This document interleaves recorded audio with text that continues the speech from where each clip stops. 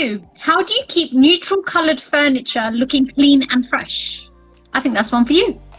Yeah, so there's a couple of ways. I think one of the most important things is to think about the fabric that you're buying in the first place. So a lot of them, they can come with stain repellent. You can Scotch guard them separately if you do them bespoke.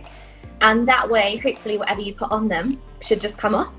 So we had this lady come demonstrate one fabric that was just amazing. So white fabric, she tipped like those mini bottles of red wine on the top, left it for like 10 minutes, and then the whole thing came out.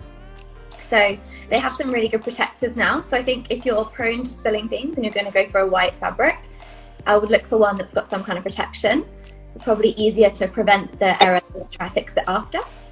So I reckon point 1 is that non-toxic. Not 100%, but we could definitely look into it and see what the different options are. Just answering that question that's come through.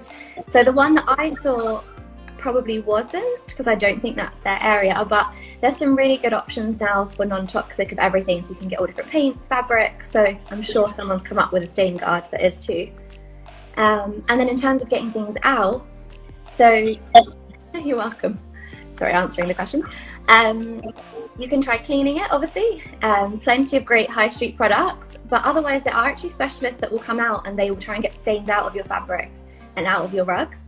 I've had someone come do it for us on a rug, and just amazing. They can get out almost anything. So I think if it's too bad, hire someone who's a specialist and they'll come with their machine and get it out for you. Do you think when you're coming to buy, let's say, a sofa, and you end up getting options of Scotch guard and the different types of fabrics that you get, is there normally a massive price difference between the standard fabric and one that you can have like the stain protector on?